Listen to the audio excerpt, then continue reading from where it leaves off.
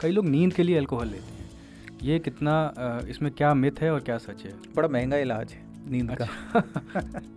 कुछ ट्रिगर होते हैं जैसे जिससे कि हमारे बॉडी में ये हार्मोन्स ऊपर नीचे होंगे और आपकी नसें सेंसिटिव, तो आपको हेडेक हो जाए। क्या होता है, जैसे हम फास्ट करते हैं हमारे बॉडी में ग्लूकोज कम होता है और हमारे नर्व्स ओवर सेंसिटिव हैं, तो वी विल हैव हेडेक।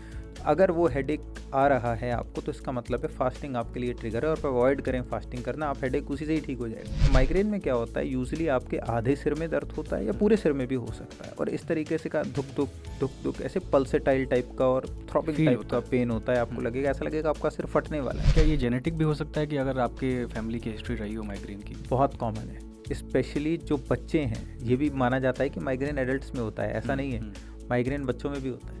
उसको हम चाइल्डहुड ऑनसेट माइग्रेन बोलते हैं। तो स्पेशली बच्चों में, उन बच्चों में जिनके माँ बाप को हेडेक है, सिर दर्द होने के बहुत हाई चांसेस होते हैं। जिन बच्चों को माइग्रेन हम डायग्नोज करते हैं उसमें से आधे से ज़्यादा लोगों में हम पाते हैं कि उनके माता पिता को भी हेडेक है। मैं हमेशा अपने सारे पेशेंट्स को सलाह देता हूँ और आपके माध्यम से सारे व्यूअर्स को भी बोलना चाहूँगा कि अगर आपको बीपी है तो आप विंटर्स में स्पेसिफिकली अपना बीपी ज़रूर चेक करें। अगर आपको बीपी नहीं है तब भी कोशिश करें कि विंटर्स में आप 1-2 बार अपना बीपी ज़रूर चेक कर लें। बहुत बार हमारे पास पेशेंट्स आते हैं जिनको कि पहले ज़िंदगी में कभी बीपी नहीं होता और हमारे पास स्ट्रोक, हार्ट अटैक इन सब के साथ आते हैं। ऐसे लगेगा कि आपके सिर में एकदम बम फट गया है, इस तरीके से, और वो दर्द एकदम आएगा, मतलब यूँ मैंने चुटकी बजाई और दर्द आ गया। कई लोगों का ये मानना है कि माइग्रेन ठीक ही नहीं होता है कभी, ऐसा है क्या? ऐसा नहीं है। माइग्रेन ठीक हो जाता है। इसमें बहुत ज़रूरी है hit early, hit hard. Any drug, any medicine can be a drug if you don't take it in a prescribed format under supervision. ये आज का कोट हो गया। Hello doctor, in association with Vaidyanath. नमस्कार, मैं हूं अतुल। स्वागत है आपका आज तक रेडियो के weekly health podcast hello doctor में, पावर्ड बाय वैद्यनाथ। आज हम बात करेंगे सिर दर्द की, सिर दर्द से जुड़ी उन समस्याओं की जिससे हमारी दिनचर्या बहुत प्रभावित होती है। बात करने के लिए हमारे साथ हैं डॉक्टर विनीत बंगा। स्वागत है सर आपका। Thank you. Doctor Vineet HOD हैं न्यूरोलॉजी डिपार्टमेंट के फोर्टिस हॉस्पिटल फरीदाबाद के। सर, सिर दर्द और इससे जुड़ी आगे की सारी बीमारियों पे बात करने से पहले, जिसका एक कारण माइग्रेन भी होता है, सबसे पहले अगर हम इस सिर दर्द को और माइग्रेन के लक्षण को समझना चाहें तो इन दोनों लक्षणों में क्या अंतर है? देखिए, सिर दर्द तो किसी को भी हो सकता है। मतलब सिर दर्द माना आपका दिन ठीक नहीं गया, आपकी रात की नींद अच्छी नहीं हुई, या आपको खांसी जुकाम है, आपको बुखार है, या आप स्ट्रेस में हैं, थोड़ा बहुत मूड अच्छा नहीं है, तो ये सब वजह से सिर दर्द हो सकता है। अब ये सिर दर्द कब इस तरीके का हो जाए कि अब आपको लगे ये माइग्रेन है, तो वो बहुत इम्पॉर्टेंट है और वो डिफरेंशिएशन करना, उसमें अंतर करना बड़ा ज़रूरी है कि ये सिर दर्द किसी और कारण से है जिसको हम सेकेंडरी हेडेक बोल देते हैं, और ये सिर दर्द जो है, ये सिर दर्द एक बीमारी है, प्राइमरी हेडेक है, जिसका एक कारण, जो प्रमुख कारण है, वो माइग्रेन होता है। तो अगर हम ये देखें कि मोस्टली जो हेडेक्स होते हैं दे आर एपिसोडिक, कभी कभी हो रहे हैं, कभी नहीं हो रहे, बीच बीच में आ रहे हैं। आप देख रहे हैं आपको खांसी जुकाम है, सिर दर्द है, तो ऑब्वियसली आप डॉक्टर के पास नहीं जाएंगे कि खांसी जुकाम के साथ होता ही है। माना आपकी नज़र का चश्मा है वो कमज़ोर हो गया या नज़र से कम दिख रहा है, आपको हेडेक होगा ही सही। आपको इसका मतलब है आपको नंबर चेंज कराना है अगर चश्मा लगा है, और अगर चश्मा नहीं लगा है तो आपको आईज चेक करानी है अपनी और देखें कि उसमें कोई नंबर तो नहीं आ रहा है। इसी तरह से अगर आपको खांसी जुकाम है तो हेडेक होगा। बट अगर आपको ये बार बार हो रहा है, हेडेक लगातार हो रहा है, आपको ऐसा कुछ नहीं है, तो वो फिर प्राइमरी हेडेक हम उसको बोलते हैं, जिसका एक कारण माइग्रेन। और क्या कारण होते हैं इस माइग्रेन के?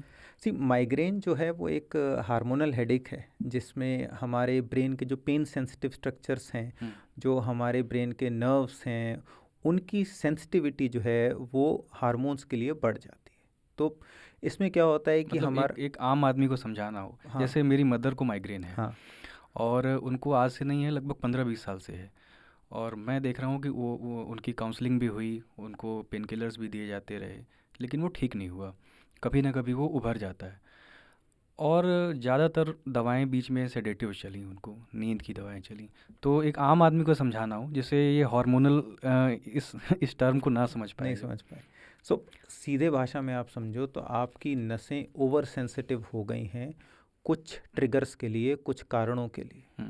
तो जो नॉर्मल सर दर्द किसी को भी हो सकता है, आप उसके लिए ओवर सेंसिटिव, ठीक है।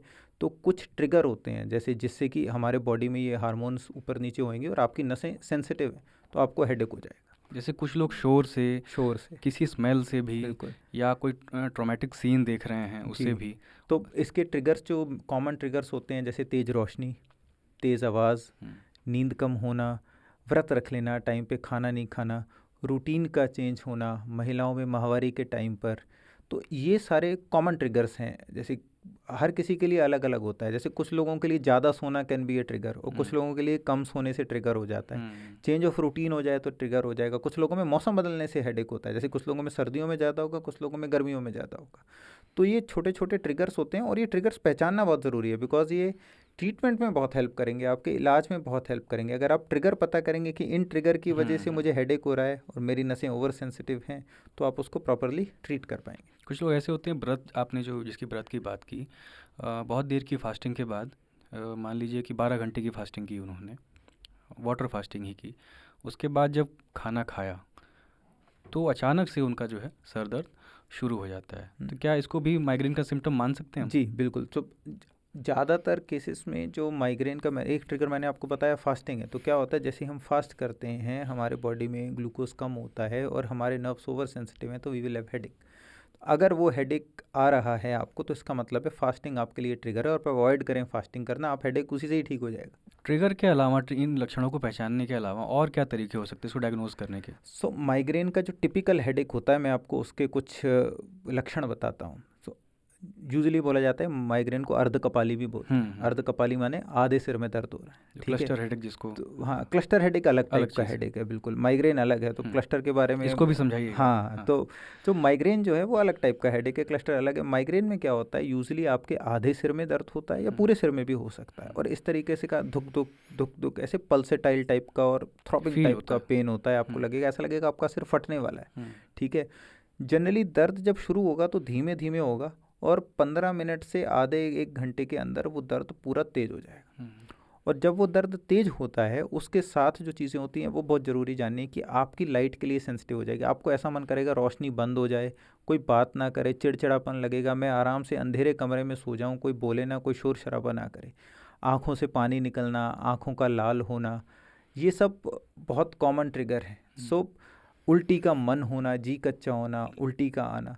तो अगर आपको आधे या पूरे सिर में दर्द है, थोड़ा सा लुप लुप करता हुआ दर्द है, उसके साथ आपको उल्टी आने का मन हो रहा है या उल्टी आ रही है, आंखों से पानी गिर रहा है, हाँ, और रोशनी आपसे नहीं सहन हो रही, आवाज़ आपसे नहीं सहन हो रही, तो ये टिपिकल माइग्रेन के लक्षण हैं। स्पेशली अगर ये हेडेक आपको बार बार हो रहा है, तो अगर आपको ऐसा कुछ है, आप जान लीजिए आपको माइग्रेन है। क्या इस पे मौसम का भी असर पड़ता है? बिल्कुल, मौसम इसको ट्रिगर कर सकता है और भी। सर्दी, गर्मी, और अगेन सबके लिए अलग होता है। तो कुछ पेशेंट्स हैं जिनको विंटर्स में ट्रिगर करता है। आप बाहर गए, बिना कैप पहने चले गए, ठंडी हवा लगी, हेडेक हो गया। कुछ लोगों को जैसे गर्मी हुई, तेज़ धूप में चले गए, हेडेक हो गया। ये भी एक ट्रिगर है, टेम्परेचर एक ट्रिगर है।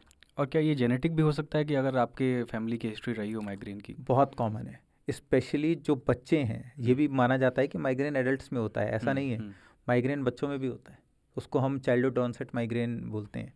तो स्पेशली बच्चों में, उन बच्चों में जिनके माँ बाप को हेडेक है, सिर दर्द होने के बहुत हाई चांसेस होते हैं। जिन बच्चों को माइग्रेन हम डायग्नोज करते हैं, उसमें से आधे से ज़्यादा लोगों में हम पाते हैं कि उनके माता पिता को भी हेडेक था। तो जेनेटिक्स बहुत इंपॉर्टेंट है, स्पेशली चाइल्डहुड माइग्रेन में, बट एडल्ट्स में भी अगर माइग्रेन होता है, वयस्कों में भी होता है, तो उसमें भी बिल्कुल जेनेटिक्स बहुत पॉजिटिव रोल प्ले। और इसका एंग्जाइटी से कितना कनेक्शन है? Anxiety can be a trigger. अगर not a cause, so anxiety can be a trigger. Cause वही है कि आपकी नर्व्स जो हैं, जो पेन सेंसिटिव स्ट्रक्चर्स हैं, दे आर ओवर सेंसिटिव। मैं आपको एक छोटा सा एग्जांपल देता हूँ। आपने इंजेक्शन लगवाया होगा बचपन में, या अभी भी लगवाते हैं, कभी वैक्सीन लगवाई होगी, कोरोना वैक्सीन लगवाया होगा। तो अब कुछ लोग होते हैं, वो इंजेक्शन से उन्हें बहुत दर्द होता है, और किसी को इंजेक्शन से बिल्कुल दर्द नहीं होता। तो जिसको ज़्यादा दर्द होता है वो ओवर सेंसिटिव है, और जिसको कम हो रहा है वो कम सेंसिटिव है। दर्द फोबिया भी तो हो सकता है ऐसा? फोबिया के साथ दर्द भी होता है, नीडल फोबिया भी होता है कई लोगों को। नीडल फोबिया तो अपनी जगह है, लेकिन उसके साथ दर्द भी है। देखो, हम लोग जैसे इंजेक्शंस देते हैं तो सब लोगों को एक जैसा नहीं होता। कुछ लोगों को वही सुई लगाते हैं, बहुत दर्द होता है, और कुछ लोगों को वही लगाते हैं, उनको पता ही नहीं चलता। सो ये पेन सेंसिटिविटी भी है। तो यह मान लो कि जो आपके ब्रेन जो है वो ओवर सेंसिटिव है, उसकी जो आपकी नर्व्स हैं ब्रेन के, वो ओवर सेंसिटिव हैं इन ट्रिगर्स के लिए। तो ये एक कारण है कि आपको माइग्रेन हो रहा है, ठीक है। तो जिस तरीके से मैंने आपको थोड़ा सा बताया ना सुई लगने का, वो आप ओवर सेंसिटिव हो, इसका कोई माप नहीं है, कोई नाप नहीं है कि आप ये नाप पाओ कि हाँ इसको इतना दर्द हो रहा है, इसको 0 दर्द है, इसको 100 दर्द है। दो अलग अलग लोगों में आप कंपेयर नहीं कर सकते। तो इसी तरह से माइग्रेन में आपकी नर्व्स जो हैं वो ओवर सेंसिटिव हैं बस इन हार्मोनल फ्लक्चुएशंस के लिए, और इस वजह से आपको हेडेक हो रहा है। कई लोगों का ये मानना है कि माइग्रेन ठीक ही नहीं होता है कभी, ऐसा है क्या? ऐसा नहीं है। सो माइग्रेन ठीक हो जाता है। इसमें बहुत ज़रूरी है हिट अर्ली हिट हार्ड। तो आप जितना जल्दी और जितना कंप्लीट ट्रीटमेंट करेंगे उतना ज़्यादा चांस है कि आपका माइग्रेन पहला तो जल्दी ठीक हो जाएगा और दूसरा कंप्लीटली ठीक हो जाएगा। तो ज़्यादातर लोग क्या करते हैं, सर हमें सर दर्द हो रहा था, हमने इग्नोर किया, पहले कभी कभी होता था, अब तो हमें रोज़ होने लग गया है, और अब ऐसा हो गया है कि अब मेरी डेली रूटीन ही अफेक्ट होने लग गई है। अब यहाँ पे प्रॉब्लम क्या है कि जब ट्रीटमेंट करना चाहिए था उस टाइम ना करके हमने डिले किया। तो ये बिल्कुल गलत अवधारणा है कि माइग्रेन ठीक नहीं होता। माइग्रेन के ज़्यादातर पेशेंट्स, इनफैक्ट मैं आपको कहूँगा मोर देन 90% पेशेंट्स ठीक हो जाते हैं। कुछ एक परसेंटेज ऑफ पेशेंट्स ऐसे ज़रूर होते हैं जिनको लंबे टाइम तक दवाई खानी पड़ सकती है, और वो एक मामूली सी टैबलेट हो सकती है। लेकिन ज़्यादातर पेशेंट्स को बिना दवाई के अगर आप ट्रिगर अवॉइड करो, SOS मेडिसिन लो, उसमें भी ठीक रहते हैं। अभी मैं एक रिपोर्ट पढ़ रहा था कि एक पेशेंट को माइग्रेन था और वो डायग्नोज नहीं हो पाया, और वो सिम्टम जो उसके आते थे सर दर्द के, तो वो पेन किलर लेती थी, और कई सालों तक पेन किलर लेने के बाद उनको पता लगा कि माइग्रेन जो पहले डायग्नोज होकर ठीक भी हो सकता था वो और बढ़ गया पेन किलर की वजह से। तो क्या पेन किलर माइग्रेन को और बढ़ा सकता है अगर उसको प्रॉपर ट्रीट ना किया जाए तो? बिल्कुल। तो इसलिए बहुत ज़रूरी है कि माइग्रेन का टाइमली ट्रीटमेंट किया जाए।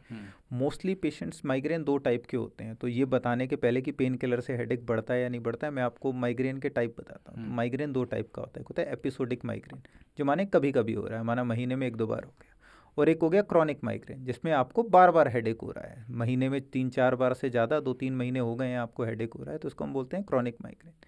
अब ज़्यादातर माइग्रेन के पेशेंट्स में जब शुरुआत होती है तो वो होती है एपिसोडिक माइग्रेन से, माने आपको कभी कभी हेडेक हो रहा है। अगर आप उसको प्रॉपरली ट्रीट नहीं करते, ट्रिगर्स को अवॉइड नहीं करते, तो फिर आपको ये एपिसोडिक माइग्रेन क्रॉनिक माइग्रेन में कन्वर्ट हो जाता है। और अब जब ये क्रॉनिक माइग्रेन हो गया, अब मैंने आपको कारण क्या बताया था, नसें ओवर सेंसिटिव हैं, तो उसको ट्रीट करना पड़ेगा आपको। अगर आप उसको ट्रीट नहीं करते और सिर्फ पेन किलर खाते हो, पेन किलर क्या है, सिम्टोमेटिक ट्रीटमेंट, लक्षण का इलाज कर रहे हो आप कारण का इलाज नहीं कर रहे हो। जबकि माइग्रेन का कारण ओवर सेंसिटिविटी टू हार्मोन से, तो उसको ट्रीट करना है, ना कि आपको लक्षण को सिर्फ ट्रीट करना है। तो अगर आप सिर्फ लक्षण को ट्रीट करते रहोगे तो क्या होता है, धीरे धीरे आपकी बॉडी जो है वो टॉलरेंट हो जाती है, आपकी बॉडी जो है रिएक्ट करना बंद कर देती है उस हेडेक की मेडिसिन के लिए।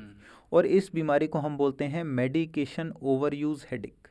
तो जिन पेशेंट्स को माइग्रेन है और वो क्रॉनिक माइग्रेन है और वो माइग्रेन का ट्रीटमेंट करने की बजाय पेन किलर खा रहे हैं, बार बार पेन किलर खा रहे हैं, तो उनको मेडिकेशन ओवर यूज़ हेडेक हो जाता है, जिससे उनका दर्द और बढ़ जाता है। इनफैक्ट फिर इतना हो जाता है कि दर्द की गोली से भी आराम नहीं होता। मैं आपको एक बड़ा छोटा सा एग्जांपल देता हूँ। आपको बुखार है और वो बुखार का कारण है यूरिन इन्फेक्शन या मलेरिया। अब आप बुखार की गोली खाते रहो, मलेरिया का इलाज मत करो, तो क्या होगा, 10 दिन बाद आपकी बुखार की गोली असर करना बंद कर देगी, बुखार बढ़ता जाएगा, क्योंकि आपने कारण का इलाज नहीं किया। तो इसलिए माइग्रेन के पेशेंट्स में अगर पेन किलर्स ज़्यादा यूज़ करते हैं तो मेडिकेशन ओवर यूज़ हेडेक होकर हेडेक बढ़ने के चांस रहते हैं। कुछ लोग कहते हैं जैसे आँखों के सामने झिलमिलाहट होती है या ब्लैकआउट सा फील होता है, खासकर ठंड में ऐसा ये क्यों बढ़ जाता है? ट्रिगर किसी को गर्मियों में बढ़ जाता है जब बहुत ज़्यादा टेम्परेचर हाई रहता है, इसका मौसम से क्या तालमेल है? अगर ये आपको आंखों के आगे तिलमिलाहट या फुलझड़ियाँ जैसी टूटना या लाइनें जैसी आना, ये हेडेक के साथ हो रहा है, तो ये माइग्रेन के ऑरा होता है। इसको हम बोलते हैं विजुअल ऑरा। सीवियर हो गया मतलब हाँ, मतलब ये माइग्रेन 2 टाइप का होता है। एक होता है क्लासिकल माइग्रेन जिसमें सिर्फ हेडेक होगा, और दूसरा होता है माइग्रेन विद ऑरा, जिसमें आपके आंखों के आगे फुलझड़ियाँ तारे आ सकते हैं, आपके हाथों पैरों में झंझनाहट हो सकती है, हमेशा डॉट आँख के आगे तैरता है, ऐसा भी होता है कई लोगों के। ऐसा उन लोगों में होता है ज़्यादातर जो जैसे डिहाइड्रेशन है, या आपको सडन लाइट का एक्सपोजर हो गया, आप अंधेरे कमरे से, जैसे हम इस रूम में बैठे अंधेरा है और बाहर गए एकदम रोशनी लगी तो तिलमिलाहट हो सकती है, या आप डिहाइड्रेटेड हैं, आपने पानी नहीं पिया, बहुत पसीना आ गया है, बीपी लो हो गया है, ये भी कारण होते हैं आँखों के आगे तारे आने के। बट माइग्रेन एक कारण है, लेकिन उसमें माइग्रेन में ये सब तिलमिलाहट के साथ आपको हेडेक भी होगा। अच्छा, सर्दियों में कई लोगों की शिकायत होती है कि सिर भारी रहता है, उनको माइग्रेन नहीं भी है। कई लोगों को सर्दियों में ही डायग्नोज हुआ कि उनको हाइपरटेंशन है, तो इस सर्दियों का और ब्लड प्रेशर से क्या हमारे शरीर पे असर पड़ता है? ये बड़ा ही कॉमनली आस्क क्वेश्चन है, बहुत इंपॉर्टेंट क्वेश्चन है। अगर आप देखें तो विंटर्स जो हैं, specially in a country like जैसे इन भारत जैसे देश में ना, हमारे यहाँ एक्सट्रीम हार्श विंटर्स आते हैं। एक तो या तो बिल्कुल गर्मी है या फिर एकदम सर्दी आई, तो जैसे आजकल चल रहा है बहुत सर्दी हो गई। तो जो सर्दियां हैं वो डायरेक्टली बीपी को इतना नहीं बढ़ाती। ऐसे कोल्ड टेम्परेचर में आपकी मसल्स जो हैं वो शिवर करने लग जाती हैं, तो थोड़ा सा बीपी तो बढ़ेगा, स्पेशली आप ड्रेस्टिकली कोल्ड एनवायरनमेंट में गए। बट इनडायरेक्टली बीपी बढ़ने के बहुत ज़्यादा रीज़न है। फॉर एग्जांपल विंटर्स में हमारी एक्टिविटीज़ बहुत डाउन हो जाती हैं, हम रिलैक्सड हो जाते हैं, बाहर जाना घूमना चलना फिरना रिलेटिवली कम हो जाता है। दूसरा, आपने नोटिस किया होगा हम और आप भी ना रिलेटिवली ज़्यादा खाना खाते हैं। इनफैक्ट पुराने टाइम में तो बोलते थे ना सर्दियों में कुछ भी खा ले पच जाएगा। क्यों? उसमें हम खाना ज़्यादा खा रहे हैं, हमारे जो डाइटरी हैबिट्स हैं वो बिल्कुल चेंज हो जाते हैं, चलना फिरना बंद हो जाता है, जायला तला हुआ हम ये सब खाते रहते हैं। सोने की जो है हमारी जो डे नाइट साइकिल है वो बिल्कुल चेंज हो जाती है, क्योंकि दिन छोटे होते हैं रातें बड़ी होती हैं, तो हमारा स्लीप साइकिल भी चेंज हो जाता है। अब ये सब चीज़ें होने की वजह से आपका बीपी बढ़ता है, बहुत कॉमन होता है पेशेंट्स में। मैं हमेशा अपने सारे पेशेंट्स को सलाह देता हूँ और आपके माध्यम से सारे व्यूअर्स को भी बोलना चाहूँगा कि अगर आपको हेड बीपी है तो आप विंटर्स में स्पेसिफिकली अपना बीपी ज़रूर चेक करें। अगर आपको बीपी नहीं है तब भी कोशिश करें कि विंटर्स में आप 1-2 बार अपना बीपी ज़रूर चेक कर लें। बहुत बार हमारे पास पेशेंट्स आते हैं जिनको कि पहले ज़िंदगी में कभी बीपी नहीं होता और हमारे पास स्ट्रोक हार्ट अटैक इन सब के साथ आते हैं। तो सर्दियों में बीपी के बढ़ने के डायरेक्ट और इनडायरेक्ट बहुत सारे कारण हो सकते हैं, जैसा कि मैंने कुछ आपको बताए, और बहुत कॉमन होता है कि विंटर्स में हाइपरटेंशन रहता है। क्या यही कारण क्लस्टर हेडेक्स में भी है? नहीं, क्लस्टर हेडेक एक बिल्कुल डिफरेंट टाइप का हेडेक है। एग्जाम्पल देकर, जैसे आपके पास कोई पेशेंट आया हो, ऐसे किसी को समझाना हो तो कैसे समझें? तो अगर माना किसी को हेडेक है और मैंने एक माइग्रेन का आपको करेक्टरिस्टिक बता दिया, ठीक है। क्लस्टर हेडेक में क्या होगा, अचानक से बहुत तेज सिर दर्द होगा, जिसको हम बोलते हैं अचानक से थंडर क्लैप हेडेक, जिसको बोलते हैं ऐसे लगेगा कि आपके सिर में एकदम बम फट गया है इस तरीके से, और वो दर्द एकदम आएगा, मतलब यूँ मैंने चुटकी बजाई और दर्द आ गया। जैसे माइग्रेन का दर्द है वो धीमे धीमे धीमे होगा फिर बढ़ेगा, लेकिन जो क्लस्टर हेडेक है वो अचानक से आएगा, एकदम तेज़ी से बढ़ेगा उसके साथ आपका, और वो हमेशा एक साइड पे होगा। जैसे माइग्रेन का सिर दर्द है वो राइट भी हो सकता है, लेफ़्ट भी हो सकता है, पूरे सिर में भी हो सकता है, लेकिन क्लस्टर हेडेक सेम साइड में आएगा। जैसे राइट साइड में आ रहा है तो राइट साइड में आएगा, अचानक से आएगा, 5 मिनट के अंदर तेज़ हो जाएगा, आपकी आंखें एकदम लाल हो जाएंगी, आंखों से पानी गिरने लगेगा, नोज़ ब्लॉक हो जाएगी, और ये हेडेक इतना तेज़ होता है कि आपको लगता है कि मैं बस सुसाइड कर लूँ, अपना सर दीवार में मार दूँ। और ये हेडेक की एक और ख़ास बात है, अगर आप कुछ भी नहीं करते तो ये 2-3 घंटे में अपने आप ठीक हो जाएगा, और ये किसी भी पेन किलर को रिस्पॉन्ड नहीं करेगा। ऐसा कई मैंने जो है अपने परिवार में मैं देखा है, किसी किसी को बहुत हैवी पेन किलर के बाद भी जाता नहीं है, रिलीफ नहीं होता है। तो क्लस्टर, और दूसरा एक क्लस्टर हेडेक की बड़ी खास बात है जो जानना मुझे, पीरियोडिसिटी। पीरियोडिसिटी का मतलब होता है क्लस्टर हेडेक बार बार सेम टाइम पर आता है। जैसे माना किसी को सर्दियों में हो रहा है, माना किसी को नवंबर से लेके और फरवरी के बीच में हो रहा है, तो उसको हर बार नवंबर से लेके फरवरी के बीच में हेडेक होगा। और इसी टाइप का अचानक से तेज होने वाला हेडेक जो सर के एक साइड में होता है, जिसके साथ आँख में से पानी निकलेगा, नोज़ ब्लॉक होगी, आँख लाल होगी, जो किसी भी पेन किलर को रिस्पॉन्ड नहीं करेगा, ये टिपिकल क्लस्टर हेडेक इसका है। कारण भी वही न्यूरोलॉजिकल सेंसिटिविटी बिल्कुल बिल्कुल हार्मोनल हेडेक है ये, और ये ज़्यादातर मेल्स को होता है। माइग्रेन मोस्टली फीमेल्स में ज़्यादा कॉमन है, जबकि क्लस्टर हेडेक जो है वो यंग मेल्स को होता है, स्पेशली बिटवीन 20 to 40 ईयर्स के मेल्स को अगर एक साइड में हेडेक है और वो बार बार सेम सीज़न में हो रहा है तो ये क्लस्टर हेडेक है। क्या ट्रीटमेंट है इसका? क्लस्टर हेडेक के 2 तरीके के ट्रीटमेंट हैं, एक तो सिम्टोमेटिक ट्रीटमेंट जिसमें कि हम पेन किलर देते हैं, ऑक्सीजन देते हैं, और दूसरा है प्रोफाइलैक्सिस ट्रीटमेंट, जिससे कि आपको होना, तो उसके लिए कुछ दवाएं होती हैं। इस टर्म को एक्सप्लेन करिए। तो प्रोफाइलैक्सिस क्या होता है, जैसे मैंने आपको बताया कि माइग्रेन है, एक तो माइग्रेन को हेडेक हो रहा है तो आपको हेडेक की दवाई खानी है, उसको हमने बोल दिया सिम्टोमेटिक ट्रीटमेंट, माने लक्षण का ट्रीटमेंट करें। और दूसरा है माइग्रेन क्यों हो रहा है, हार्मोनल। क्लस्टर हेडेक क्यों हो रहा है, ओवर सेंसिटिविटी की वजह से, तो आप उस कारण का इलाज करें। प्रोफाइलैक्सिस माने आप हेडेक को होने से रोकें, कि हेडेक बार बार हो ही ना हो, तो उतना तेज ना हो, कंट्रोलेबल हो, तो उसको हम बोलते हैं प्रोफाइलेक्टिक ट्रीटमेंट। और वो ये नहीं लग रहा है आपको डायग्नोज करना बहुत शार्पली इसको डायग्नोज करना होगा, इसीलिए बहुत ज़रूरी है। तीनों क्लस्टर हेडेक भी, माइग्रेन भी और सिंपल हेडेक भी, और इसके ट्रिगर पॉइंट्स को तलाशना और इसकी ट्रीटमेंट मतलब ये न्यूरोलॉजिस्ट ही कर सकते हैं इसे। बहुत इंपॉर्टेंट सवाल आपने, बहुत इंपॉर्टेंट बात आपने कही, बिकॉज मैं अक्सर पेशेंट्स को देखता हूँ जो कहीं भी दिखाते हैं, हेडेक के लिए ठीक नहीं होते, पेन किलर खाते रहते। अब जैसे हम और आप बात कर रहे हैं, माना मैंने आपको बता दिया, पर क्या इतना आसान है इन तीनों हेडेक्स में डिफरेंशिएट वही करना? बात है। रिलेटिवली मुश्किल है, उतना ईजी नहीं है जितना हमें लग रहा है। तो इसलिए बहुत ज़रूरी है कि आप एक न्यूरोलॉजिस्ट को, जो एक्सपर्ट हों इन चीज़ को डायग्नोस करने में, उनको दिखाएं। बट अगर आप मोटा मोटा देखें तो मैं आपको बड़ी सिंपल भाषा में बताऊं तीनों हेडेक को डिफरेंशिएट कर। माना आपको कभी कभार हेडेक हो रहा है, और वो तभी हो रहा है जब आप कम सो रहे हैं, या आपको खांसी जुकाम है, या कुछ और दिक्कत है, स्ट्रेस है, तो मोस्टली ये सेकेंडरी हेडेक है उन कारणों की वजह से। अगर आपको बार बार हेडेक हो रहा है, उसके साथ उल्टी आ रही है, साथ में आपको रोशनी से, लाइट से प्रॉब्लम है, वो हेडेक धीरे धीरे बढ़ता है और पूरा पूरा दिन रहता है, जब तक आप सो नहीं जाते, आराम नहीं मिल रहा है, और कुछ पर्टिकुलर उसके ट्रिगर हैं, तो माइग्रेन कई लोगों को सांस लेने में भी जो है वो दिक्कत ब्रेथ आता है। कैच करने में बहुत दिक्कत होती है। कुछ लोग, एक और कारण होता है, कई बार माइग्रेन के साथ आपको एंग्जाइटी आती है, क्योंकि आपको हेडेक हो रहा है, आपको पता नहीं है क्यों हो रहा है, वो बहुत ज़्यादा है, तो आप उसके साथ एंग्शियस हो सकते हो, तो आपको ब्रेथलेसनेस की फील आती है।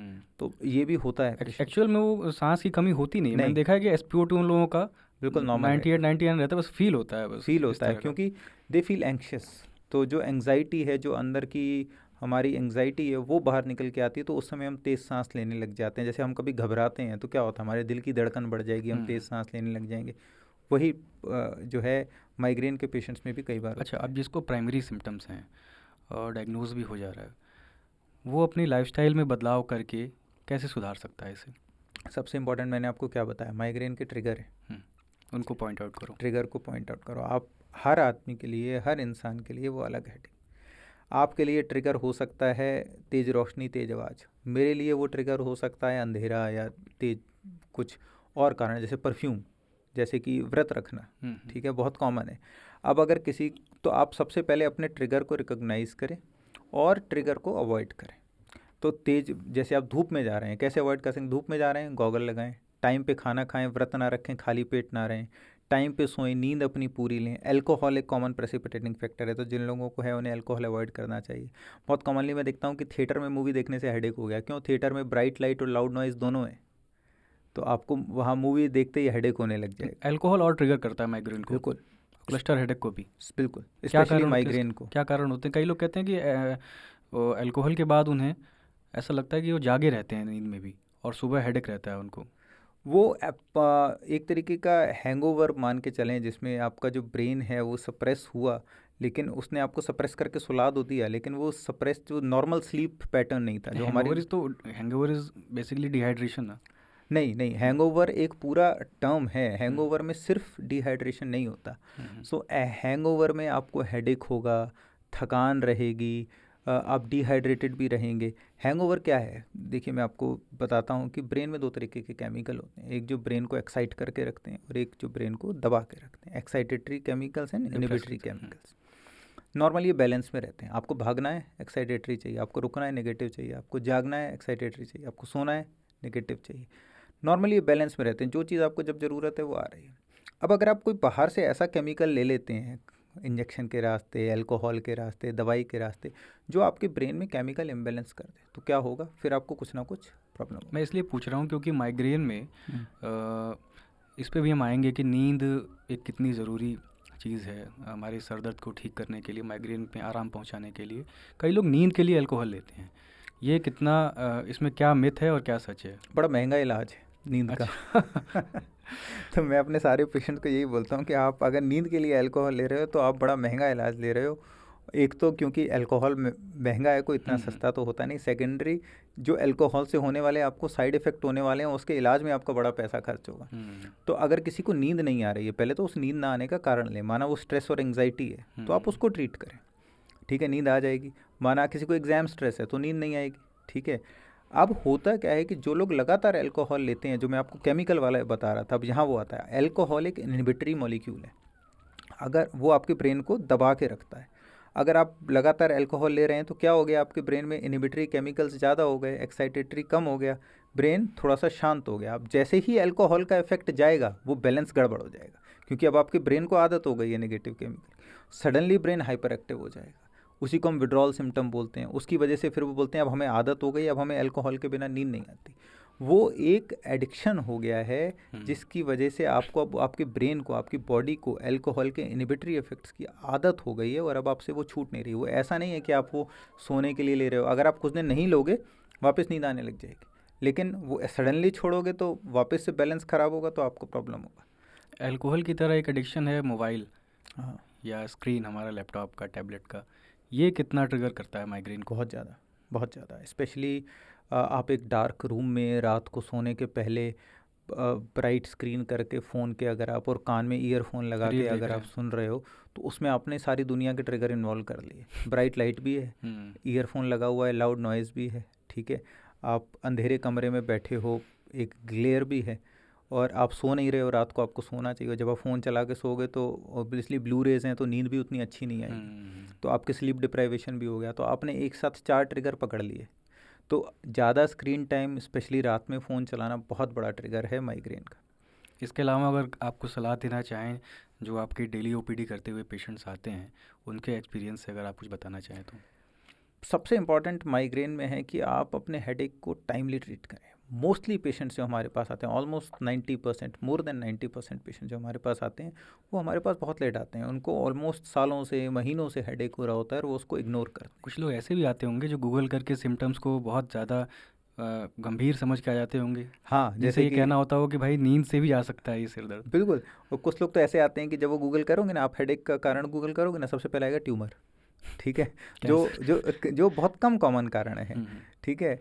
लेकिन वो आएंगे, अरे हमें ट्यूमर तो नहीं हो गया, आप चेक कर दो, तो हम उन्हें बताते हैं नहीं, ये कॉमन माइग्रेन लग रहा है और नहीं ट्यूमर लग रहा, क्योंकि आपका जो हेडेक का करेक्टरिस्टिक हो, जैसा उसका कोर्स है, जिस तरीके से वो बढ़ रहा है, वो माइग्रेन जैसा नहीं लग रहा है, वो ट्यूमर के हेडेक जैसा नहीं लग रहा है।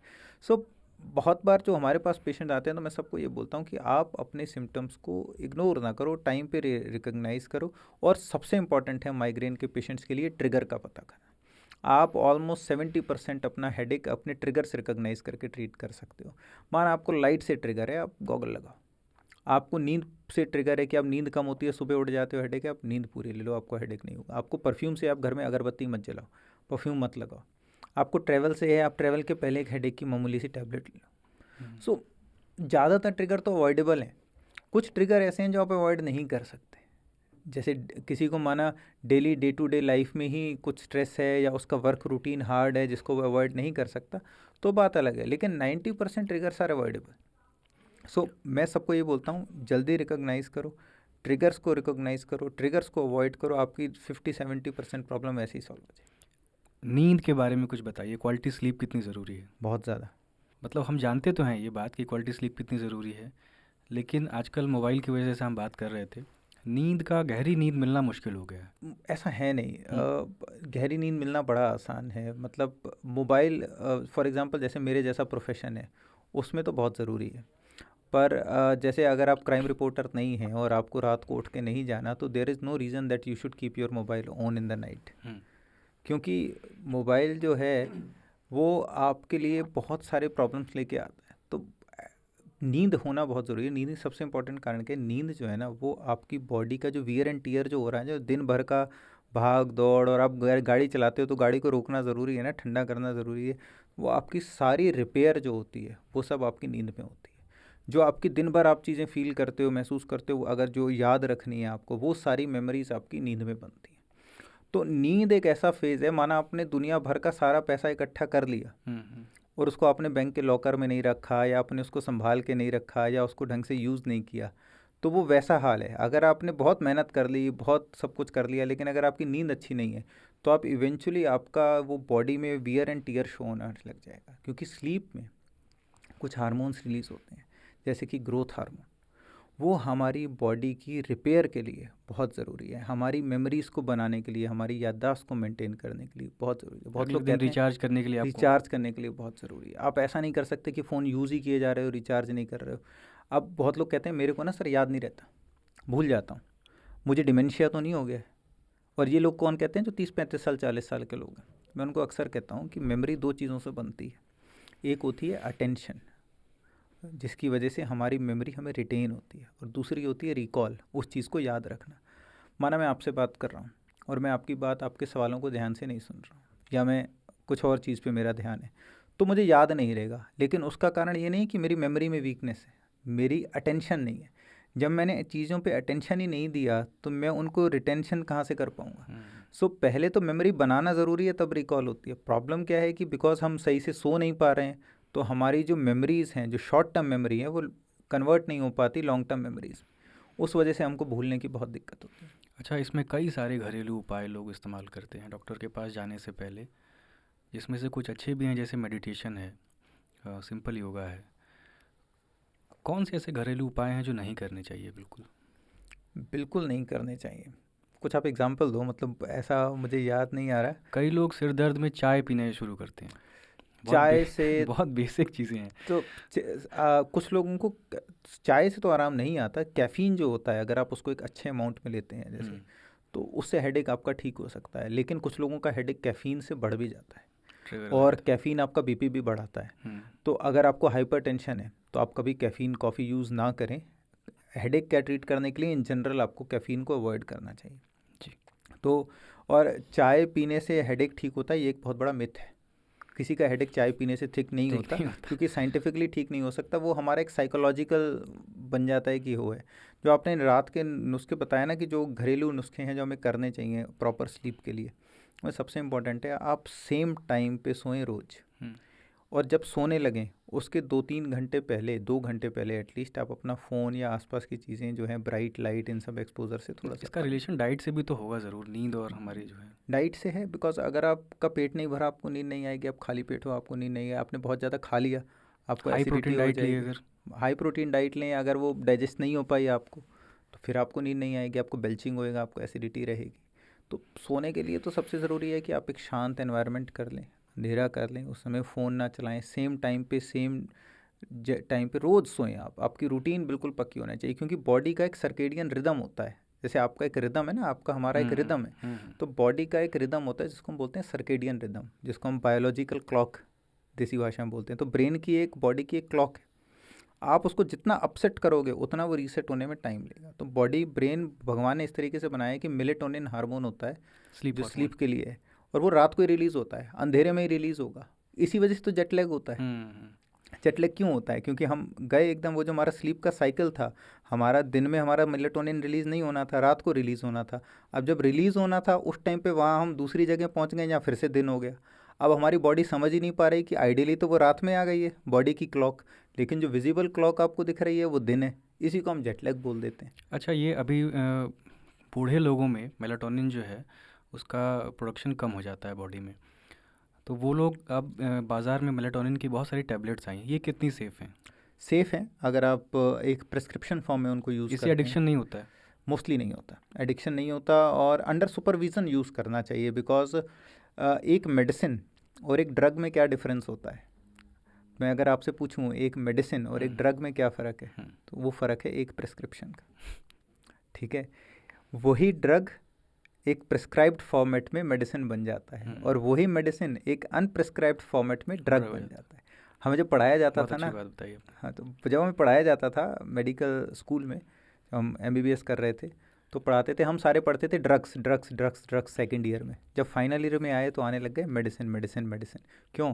क्योंकि अब हम उसको प्रिस्क्राइब करने लग गए। एक आपको मजाक की बात बताता हूँ। इंडिया में बहुत सारी जगह आपको मिलेगा मेडिकल स्टोर पे केमिस्ट एंड ड्रगिस्ट। हाँ, वो बहुत फर्जी है। केमिस्ट मतलब जो उस ड्रग को बना रहा है, और ड्रगिस्ट आप मतलब समझ रहे हो, ड्रग। बिल्कुल। तो आप समझो आइडियली उनका काम जो मेडिकल स्टोर्स हैं, they are for dispensing, they are pharmacologist, they are तो वो हैं जिनका काम है डिस्पेंस करना दवाइयों को, सिर्फ डिस्पेंसिंग काम है, वो भी एक प्रिस्क्राइब्ड फॉर्मेट में। मैंने प्रिस्क्राइब की, उनका काम है उसको डिस्पेंस करना।